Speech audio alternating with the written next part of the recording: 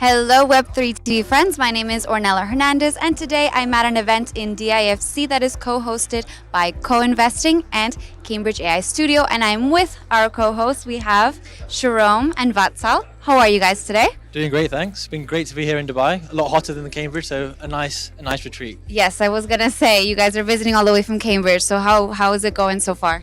I think it's been a great opportunity and a lot of great people to meet here as well.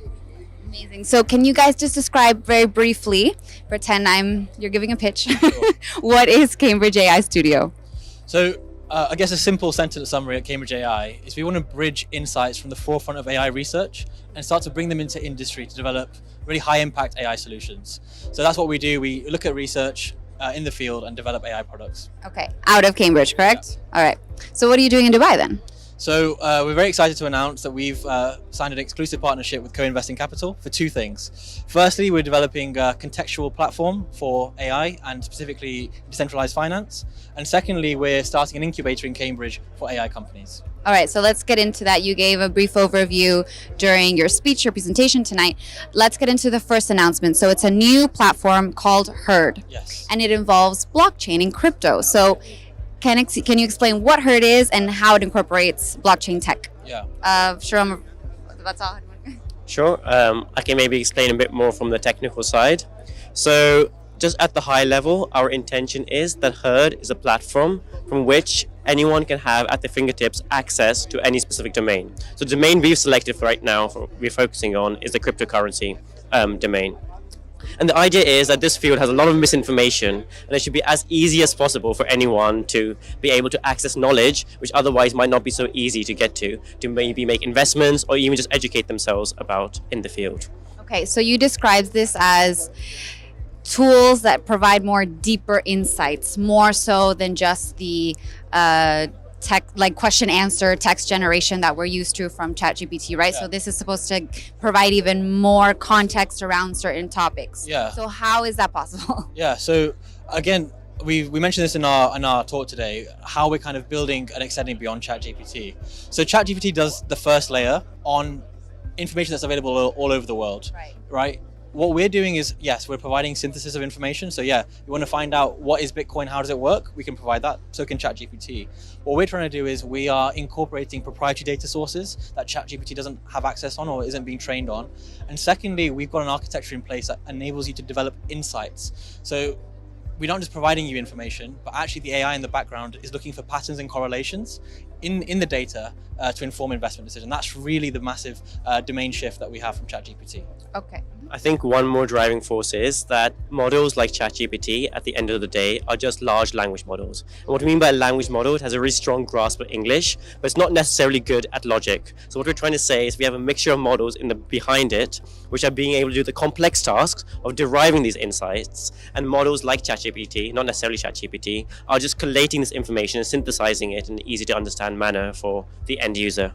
Okay, and then during your talk, you also said that AI is basically anything that's just automated or that can automate something. So what are other emerging use cases besides maybe just the text or question and answer model that we should be seeing more of, or that you would like to see more of, besides of course Herd? Yeah, absolutely. I guess the easiest way, because there's so many different use cases out there, the easiest way is to kind of break it down to two main things. So AI enables automation, which has massive value for businesses because it reduces costs, but also it reduces errors, which is also a big cost driver for companies. That's automation. And the other thing is new insights. So there's a lot of patterns in data out there. We just don't have, the human mind is not capable of fathoming it and picking out insights. So insights can be so many different things. That could be forecasting.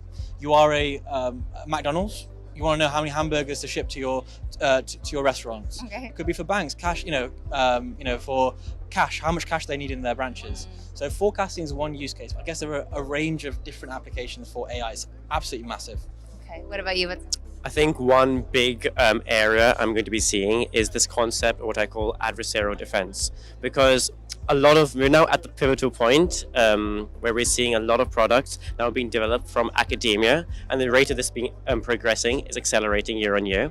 So the issue is with a lot of these deep learning systems, because they're so new, they have these like mathematical weaknesses inside them that if someone is aware of them, they could exploit for like unintended purposes.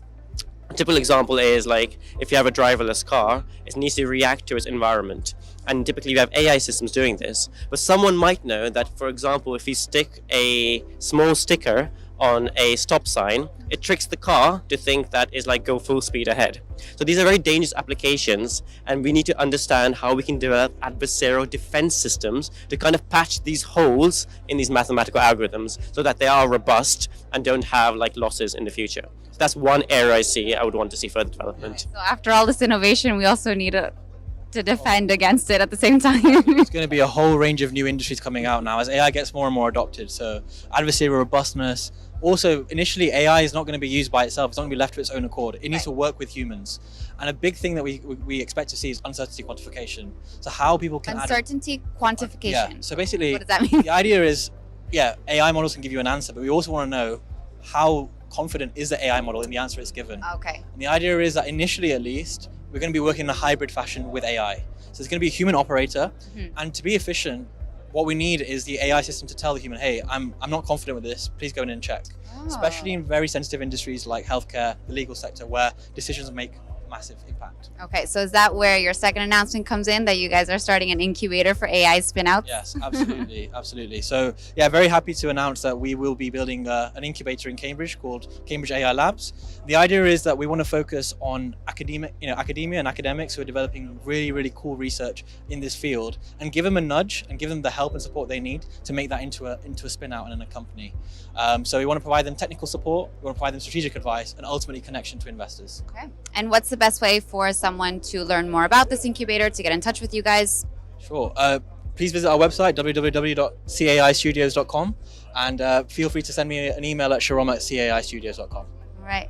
And last thing, I know you guys gave some advice during the presentation, but if you can also share with our viewers, what's the best way to assess companies? You gave the examples of like red flags versus black swans. So can you just give like maybe top 2 or 3 tips for that? If I was giving a one-line summary, I would say data. Data is everything. If they have proprietary data that they're training on, they have defensibility and something they can trust that is going to work long-term. Shirom, you want to add something?